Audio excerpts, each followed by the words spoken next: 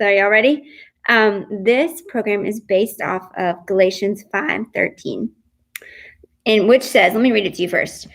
It says, "For you were called to be free, sisters, but don't use this freedom as an opportunity for the flesh. Instead, serve one another through love." Okay, so God has called us to live a free life.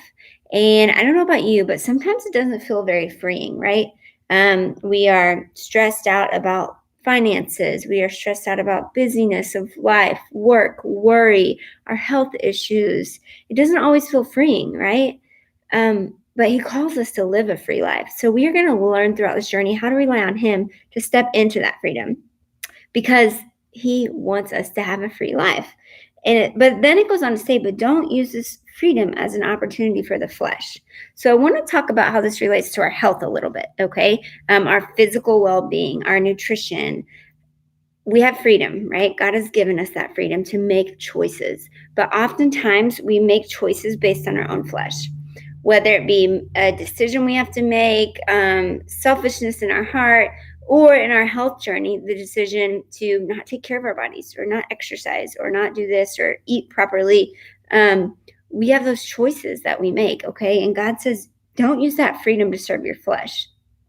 So none of these videos are to condemn anyone. The goal is just to convict you to start looking towards Christ to help you, because the fleshly choice, my fleshly choice, would be to sit in front of the couch and eat chocolate chip cookies, because that's what I love. I love chocolate chip cookies. That's the fleshly choice. But I have to choose that, God's given me a life of freedom, and I can choose that, but that's not going to help me step into his purpose for my life. It's going to just make me feel tired and achy and exhausted. So I'm going to try to choose today to use my freedom to better not only myself, but the next part says serve one another through love. Okay, and within this sisterhood, you have a team. You've been connected to a team. How can you serve your team?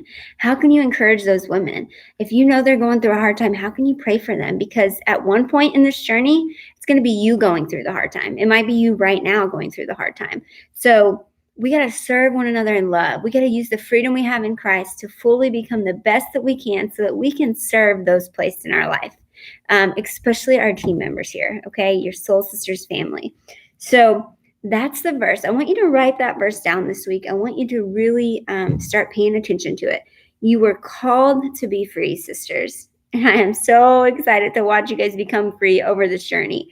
It's going to take time. It's going to be hard. There are going to be some things you don't want to cut out that we may have to cut out to reach total freedom. But don't use your freedom to serve your flesh. Use it to love one another. Okay? And there's one other thing I want to leave you with in today's devotion for the week, something I want you to think long and hard about. And that it comes from the verse 1 Corinthians 6, verse 12. Okay, and it says, everything is permissible for me, but not everything is beneficial. Everything is allowed, but I will not be mastered by anything. So I really want you to think through this. Take some time, pray about it, write out in a journal, write it down. What is mastering you right now? What is mastering your life? Because if there's anything in our lives that is mastering us over Christ, then we are not well, okay? For me, this has been a really hard journey. I have had a major decision to make lately. There has been something that has been mastering my life, something that has just been controlling it, something that I have thought about 24/7. What's that thing you think about most? What is that thing? What do you think about most? What controls your thoughts? Because it's easy for certain things in life to become idols over Christ. So I have to constantly check myself with this business, because it can oftentimes completely just consume my mind. I think about it constantly. I was thinking about it at midnight last night. That's not beneficial. Not everything is beneficial for us, and we can't be mastered by anything. So what is mastering your life? Write it down. Is it an unhealthy relationship?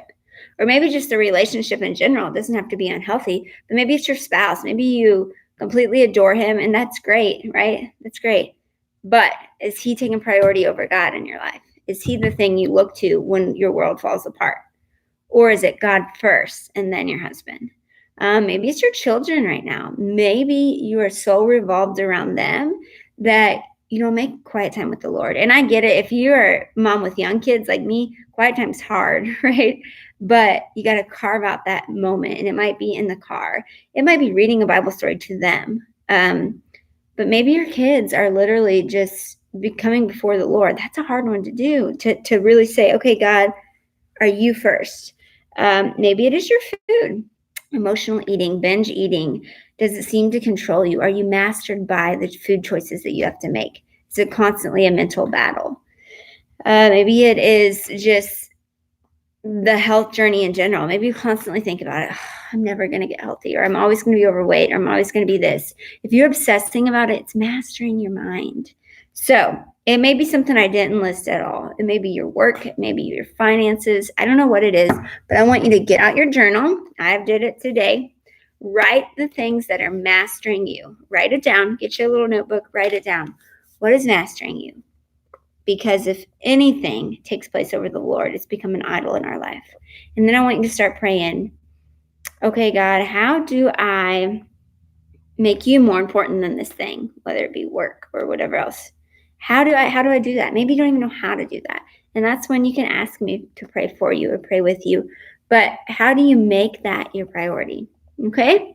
So that is our devotion for week 1.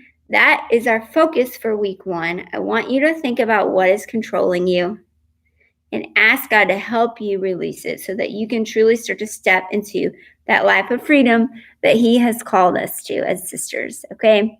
So enjoy the rest of your day. Feel free to post in the Facebook group if you want to, that thing that's controlling and mastering your life, so we can share with each other. Bye, guys.